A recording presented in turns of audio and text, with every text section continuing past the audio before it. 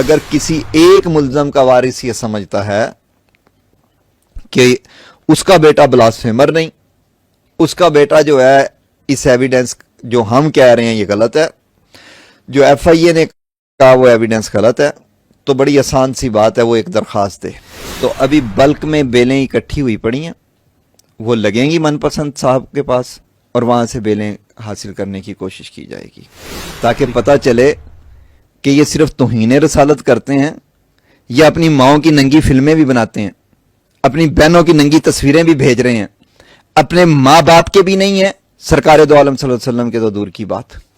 Justice سردار اعجاز اسحاق صاحب نے توہین رسالت کے جتنے مقدمات تھے اس پہ ایک کمیشن بنا دیا، کمیشن تجویز دے گا، اس کے بعد پھر تفتیش ہوگی، پھر مقدمہ درج ہوگا، ہم ڈائریکٹ مقدمے میں جا رہے تھے، یہاں تک کہ کچھ دوستوں نے کہا کہ آپ جے آئی ٹی بنا دیں، 3 ضمانتیں اس بیس پہ لگ چکی ہیں کہ کمیشن بن گیا لہذا ضمانت دی جائے، لیکن 295 کے لیے آپ نے اتنے بیریئر لگا دیے ہیں، الٹا آپ دھمکیاں دے رہے ہیں کہ جی مدعیوں کو 109 میں ڈال دیں گے۔ ایک گروپ خوش ہوا ہے کہ ایف آئی اے مقدمہ درج نہیں کر رہا، کس وجہ سے؟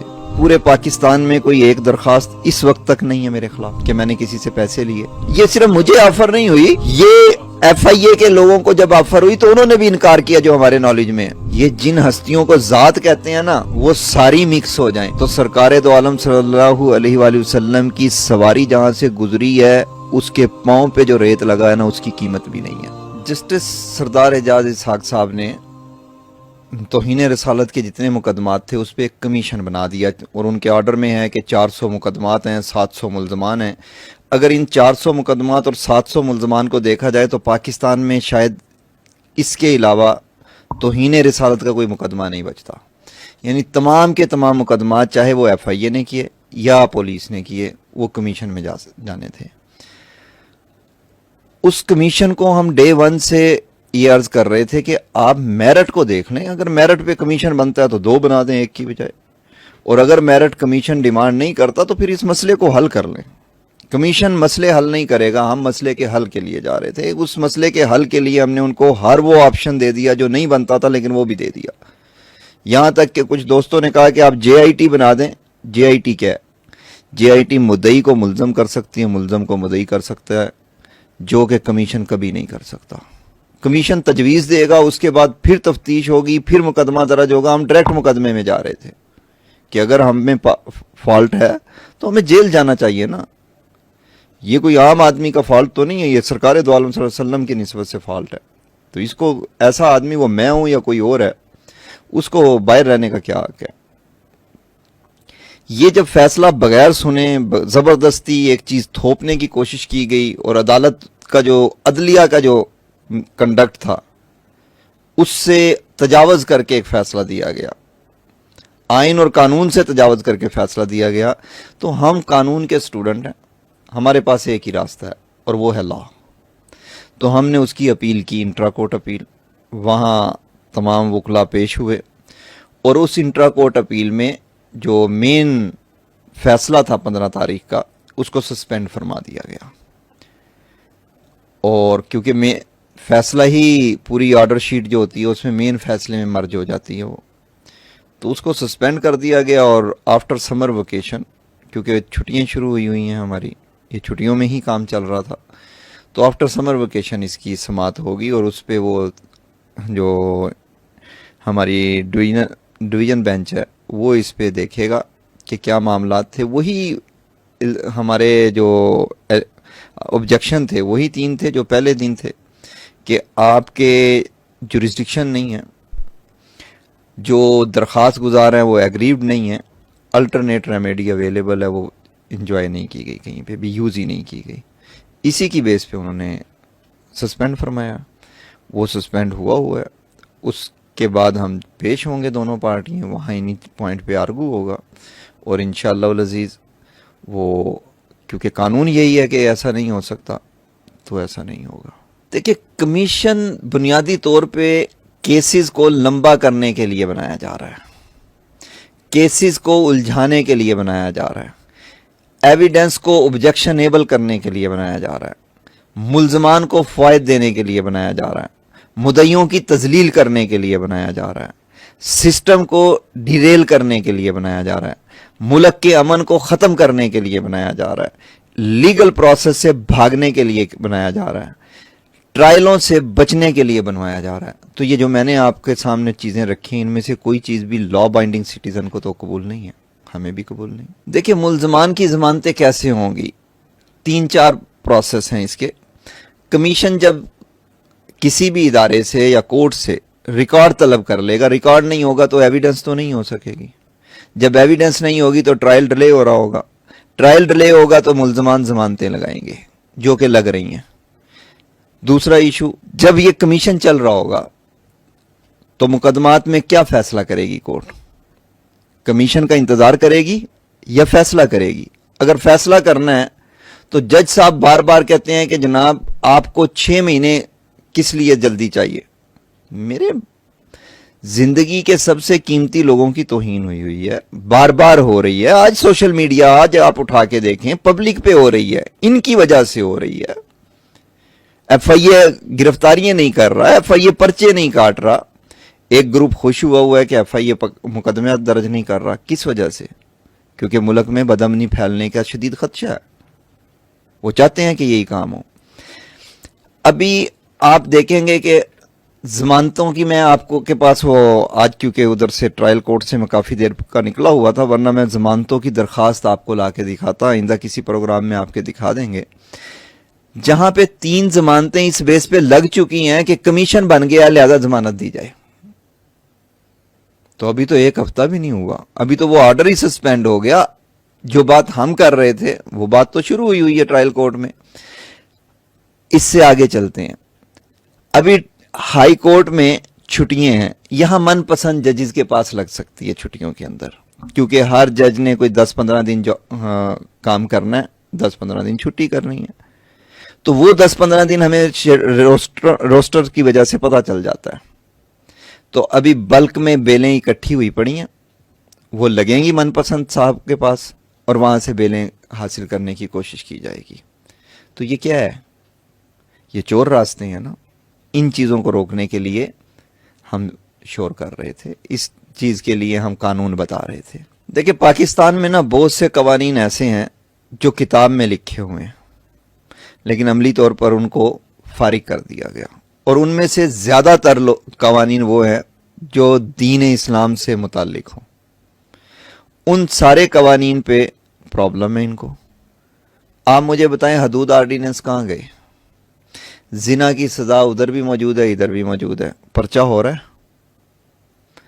उन्होंने प्रोसीजरल अमेंडमेंट कर दी, सेक्शन को नहीं छेड़ा, लेकिन उसका जो इंप्लीमेंटेशन थी उसको मुश्किल कर दिया, जो कि वो ये करना चाह रहे हैं। आप मुझे बताएं कि अगर आपने चोरी की है, आपने कोई दरखास्त देनी है, आप एक दरखास्त लिखेंगे, आपसे कोई चीज़ नहीं मांगी जा रही, आप थाने जाएंगे, आगे पूरी मशीनरी की जिम्मेदारी है, वो एफआईआर भी काटेगा, सब कुछ करेगा और उसको चालान तक जमा करवा के आएगा। लेकिन 295C के लिए आपने इतने बैरियर लगा दिए हैं कि मुद्दई एक सजा से गुजर के पर्चा दर्ज करवाएगा। उल्टा आप धमकियां दे रहे हैं कि जी मुद्दइयों को 109 में डाल देंगे। क्यों डाल देंगे आप 109 में? कानून के मुताबिक चलेगा ना मुल्क, मेरी या किसी और की ख्वाहिश के मुताबिक तो नहीं चलेगा। मुद्दई दरखास्त देगा, आप कहते हैं सिर्फ दरखास्त नहीं लेनी, सबूत भी लेने हैं। अच्छा, दे दिए सबूत। आप कहते हैं इसको अभी नहीं जाने देना, इसके जो अकाउंट हैं उनको भी चेक करें वाकई आई हुई है या नहीं। उसने अकाउंट भी खोल के दिखा दिए, आपने टेक्निकल रिपोर्ट बना ली उसकी। ये 4 बैरियर कहीं पे नहीं है किसी मुद्दई के लिए। उसके बाद 5वां बैरियर आपने कहा कि ये डिटेल रख कर जाएं, मोबाइल भी रख कर जाएं। यानी अगर मेरे घर में चोरी हुई तो मैं घर एफआईआर दर्ज करवाने के लिए घर पर मारगला पुलिस को दे दूंगा कि क्योंकि इस घर में डकैती हुई है, तो जब तक डकैती का फैसला नहीं होता ये घर पुलिस के पास रहेगा। तो कौन सा आदमी है जो डकैती का पर्चा करवाएगा? एक तो उसके घर की डकैती हुई, दूसरा उसको रातों रात उठा के पुलिस बाहर निकाल दे, उसको कहे क्योंकि घर में डकैती हो गई है अब घर हमारा, जब तक सजा नहीं होते मुल्ज़म। ये ब्लास्फेमी के केसेस में हो रहा है। उल्टा कहा जा रहा है कि अब नहीं, वो अदालत और एफआईए ही नहीं, अब कमीशन भी हुआ करेंगे हर केस में। तो नारकोटिक्स के केस में क्यों नहीं होते? वहां तो पुलिस है, वहां तो नीला छापर है आज तक, वहां आप कमीशन नहीं बनाते, यहां बना रहे हैं। चोरी के डकैती के केसेस में क्यों नहीं होती? 489F کے کیسز میں کیوں نہیں ہوتی؟ تو پھر کہیں نہ کہیں تو بدنیتی ہے نا. دیکھیے یہ بڑا المیہ ہے کہ ملک کے اندر کسی کے کپڑے اتارنے کے لیے کوئی بھی الزام لگائیں آپ کو کھلی چھٹی ہے، قوانین ہونے کے باوجود کھلی چھٹی ہے. اور اگر آپ مجرم ہیں اور آپ ملک سے باہر بیٹھے ہوئے ہیں تو آپ پورے ملک پہ، پورے اداروں پہ الزام لگائیں آپ کو کھلی چھٹی ہے. اور اگر کوئی ادارہ یا کوئی شخص اس کے خلاف کام کرتا ہے تو عدلیہ میں بیٹھے ہوئے کچھ احباب، کچھ معزز افراد، کچھ معزز جج، وہ کہتے ہیں کہ جی جس پہ اینٹی سٹیٹ ہونے کا الزام لگے وہ محب وطن ہوتا ہے. تو وہی محب وطن جب آپ کے کپڑے اتارتا ہے تو اس وقت وہ محب وطن کیوں نہیں ہوتا؟ اس وقت اس پہ تکلیف کیوں ہوتی ہے؟ ایف آئی اے کے اشتہاری لوگوں نے کوئی نیوز ویب بنائی ہوئی ہے، انہوں نے ایف آئی اے کے خلاف ایک رپورٹ بنائی، اس میں مجھے بھی انہوں نے رکھا اور انہوں نے کہا کہ جناب ایک خبر چلی ہے، وہ سورس کو انفارمیشن دی گئی ہے ایک رپورٹ کے ذریعے، وہ انفارمیشن رپورٹ اور یہ سورس جو ویب ہے اس کا آپس میں کنیکشن ہے. جو وہ بات کر رہے ہیں وہی یہ بات کر رہا ہے. اس کے اندر یہ الزام لگایا گیا کہ میں نعوذ باللہ نبی صلی اللہ علیہ وآلہ وسلم کی توہین کا الزام لگا کر لوگوں سے پیسے لے رہا ہوں. آپ نے بڑی اچھی بات کی، پورے پاکستان میں کوئی ایک درخواست اس وقت تک نہیں ہے میرے خلاف کہ میں نے کسی سے پیسے لیے. پورے پاکستان میں درخواست نہیں لی ہوگی، استغاثہ بھی نہیں ہے، کہیں پہ کسی درخواست پبلک بھی نہیں کی گئی. ادارے میں تو دینے کی دور کی بات، کسی ادارے میں نہیں دی گئی. وہ وزیر اعظم پورٹل بنا ہوا ہے، اس پہ کوئی بندہ کچھ لکھ سکتا ہے، اس پہ بھی نہیں آئی ہوئی. اب یہ بات ہے کہ کلیم کیا ہے، پھر ہم نے عدالت میں بتا دیا کہ جی آپ ان سے چھوڑیں، آپ چندہ ہی کی ایویڈنس لے دیں ان سے پوری دنیا سے 10 روپے کی، وہ بھی نہیں آئی. 23 دن ان انٹرپٹڈ سنا گیا، ہر چیز وہاں بیان کی گئی، لیکن بزنس کے کوئی 1 روپے کی ایویڈنس نہیں دی گئی. دوسرا آپ کا تھا کہ مجھے کیا آفر بھی ہوئی ہے یا نہیں ہوئی.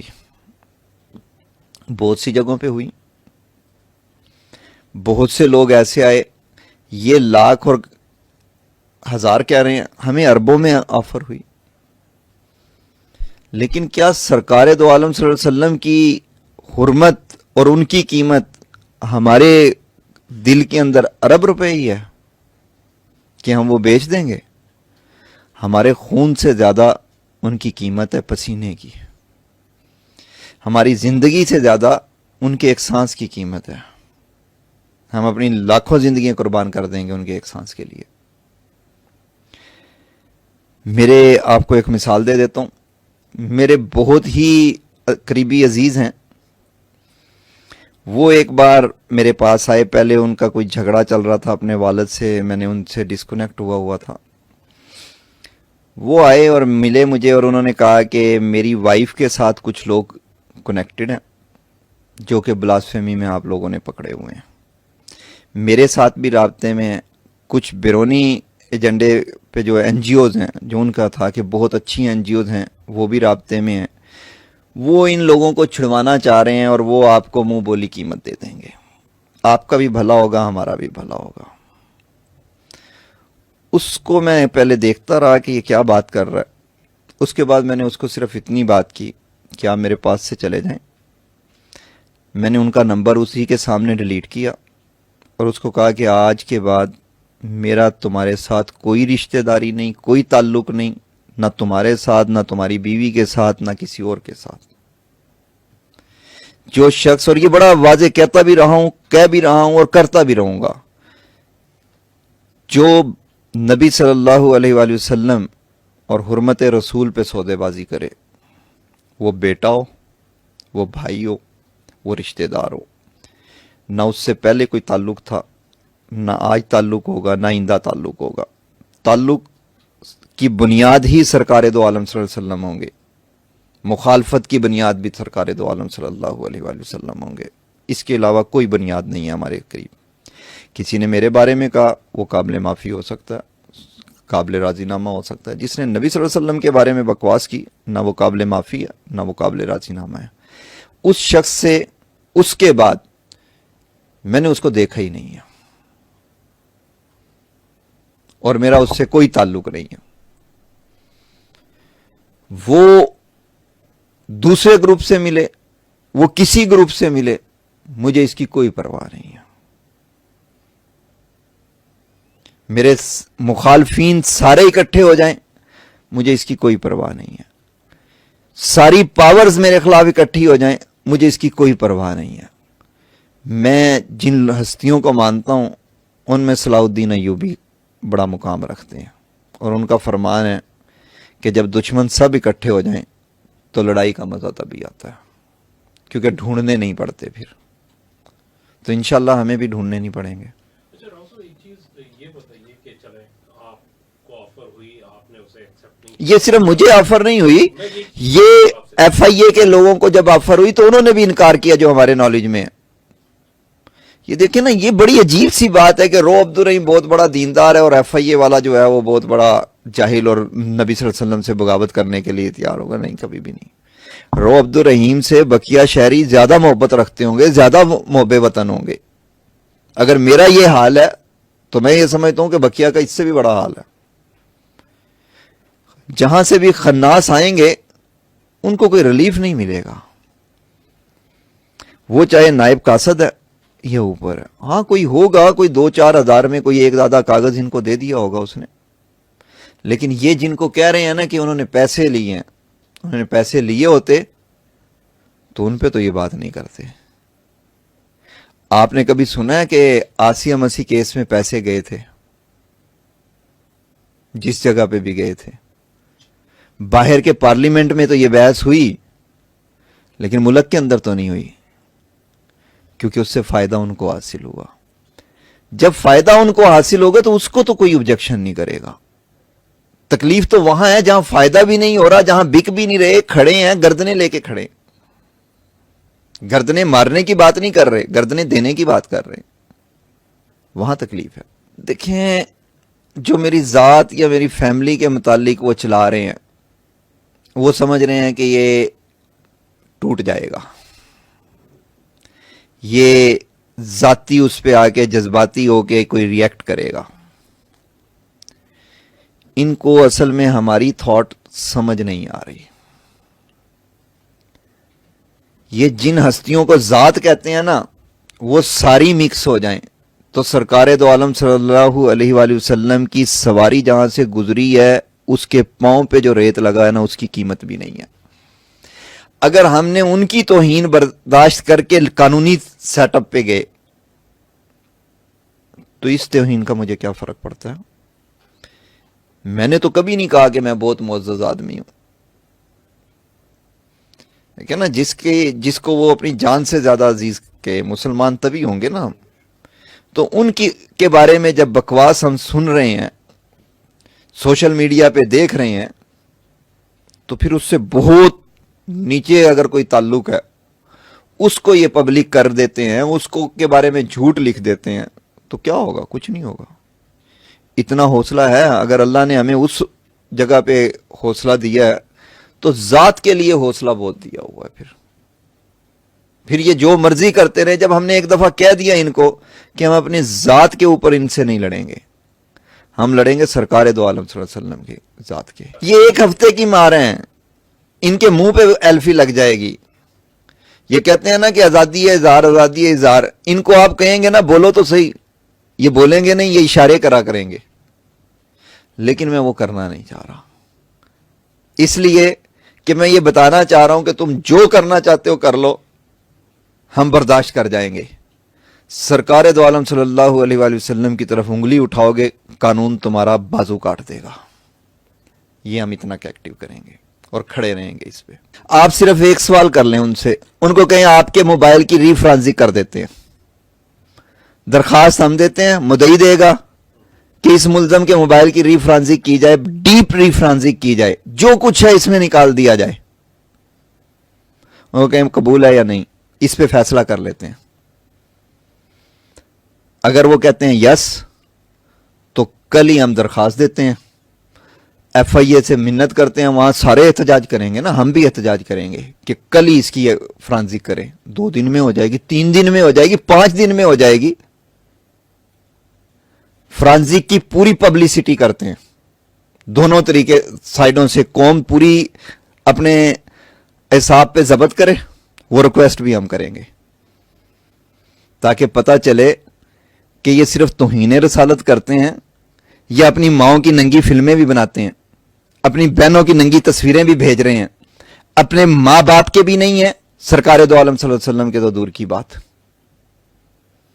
اس لیے آج تک ہائی کورٹ پہنچ گئے, وزیر اعظم کے پاس درخواستیں پہنچ گئی, چیف آف آرمی سٹاف کے پاس درخواستیں پہنچ گئی, لیکن ری فرانزک تو ریلیونٹ تھانے میں درخواست دینی ہے, وہ درخواست تو نہیں دی گئی آج تک. نہ عدالت میں کبھی کہا گیا کہ جی اس فرانزک پہ ہمیں اعتبار نہیں ہے. تو میڈیا میں کچھ اور بات چل رہی ہے اور پریکٹیکلی کچھ اور بات چل رہی ہے. جس ٹائم کیس آرگو ہوتا ہے اس ٹائم وہ کہتے ہیں کہ جی یہ تصویریں ان پہ نہیں جانا, فرانزک والی بات پہ نہیں جانا. ججز بھی کہتے ہیں فرانزک ہم نے دیکھ لیا, یہ نہیں وکیل صاحب بس آپ لیگل بات کر دیں. کیوں, کیا ہے اس فرانزک میں, بولنے دینا. پھر میں ایک دفعہ اس توہین کو برداشت کر لوں گا نا لیکن یہ بھی کر لیں پھر دیکھیں نا تماشا کیا ہوتا ہے. یہ بار بار پریس کلب میں مظاہرے ہو رہے ہیں, کیوں کروائے جا رہے ہیں, کون ان کی فیملیوں سے ہمدردی کس نے کی, یہ تاریخ بتائے گی کہ جو ان کے ساتھ کھڑے ہیں انہوں نے کی یا ہم لوگوں نے کی. احتجاج ہوا, ایک آدمی نے انٹرویو دیا, وہ جو اپنے علاقے میں کہتا تھا کہ میرا بچہ تو کہیں باہر چلا گیا, اس کا پتہ چل گیا سب کو. اس کے بعد اس کے ایریے میں جلوس نکلا, اس جلوس میں مقامی لوگوں نے بائیکاٹ کیا ان کا, اس پوری فیملی کی زندگی اجیرن ہو گئی. وہاں پھر ایک پروگرام کروایا اور وہاں پروگرام کروا کے اس فیملی کو رہنے کے لیے جو ماحول دیا گیا وہ پھر میں نے دیا جا کے. میں نے وہاں جا کے ان کو کہا کہ جو گستاخ تھا وہ جیل میں ہے, اور اگر اس کا باپ گستاخی میں شامل ہوتا تو وہ بھی جیل میں ہوتا. اگر وہ جیل میں نہیں ہے تو ہم پہ بھروسہ کریں, وہ گستاخ نہیں ہے. یہ بڑے جگرے کی بات ہے کہ وہ میرے خلاف بات کریں اور میں جا کے ان کو پھر بچاؤں. دیکھیں 400 ملزمان ہیں, 700 ملزمان ہیں, بڑی واضح سی بات ہے. اس میں نہ کسی عدالت کی بات کر رہے ہیں نہ کسی ادارے کی بات کر رہے ہیں. لا ہے نا, لا کے اندر ایک پرمیشن ہے کہ فرانزک کو ری فرانزک 2 دفعہ ہو سکتا ہے کوئی بھی ڈیوائس. ایک فرانزک ادارے نے کی, آپ کو نہیں پسند, 2 دفعہ آپ اور کروا سکتے ہیں. ان 700 ملزمان میں سے ان کی بات کر رہا ہوں جو یہ کہہ رہے ہیں, جو جج صاحب نے کہا کہ 700 ملزمان ہیں. اگر کسی ایک ملزم کا وارث یہ سمجھتا ہے کہ اس کا بیٹا بلاسفیمر نہیں, اس کا بیٹا جو ہے اس ایویڈنس جو ہم کہہ رہے ہیں یہ غلط ہے, جو ایف آئی اے نے کہا وہ ایویڈنس غلط ہے, تو بڑی آسان سی بات ہے, وہ ایک درخواست دے. اس درخواست کی کاپی آپ کو دے, آپ ہمیں بتائیں, اسی تھانے میں اسی ادارے میں جائیں گے, جا کے ری فرانزک کروائیں گے, زبردستی جو اس کی قیمت لگی, جو زور لگا, جتنے شہری وہاں لے کے جانے پڑے کروائیں گے. یہ ہمارا رائٹ ہے نا جی, قانون نے اجازت دی ہے, کون روک سکتا ہے. عدالت میں جنگ لڑنی پڑی, لڑیں گے, ان کی وجہ سے لڑیں گے. اور اس موبائل کی ری فرانزک ڈیپ ری فرانزک ہوگی کہ اس موبائل میں جو کچھ نکل سکتا ہے وہ نکال دیا جائے. کس کی کون سے نمبر اس میں سیف ہیں, اس میں کیا کچھ آج تک بنا ہے, وہاں پہ سے کیا کچھ آج تک گزرا ہے اس موبائل سے, وہ جتنی اس کی فرانزک میں نکل سکتا ہے نکالا جائے. کس سے کیا بات کی, کس کو کس نے ٹریپ کیا نہیں کیا, وہ ساری چیزیں آ جائیں اور اس کو پبلک کر دیا جائے, تاکہ اگر وہ غلط ہے تو لوگ مجھے پتھر ماریں اور اگر اس میں اس سے بھی بہت سی زیادہ چیزیں نکلیں تو پھر آپ خود فیصلہ کر لیجئے گا.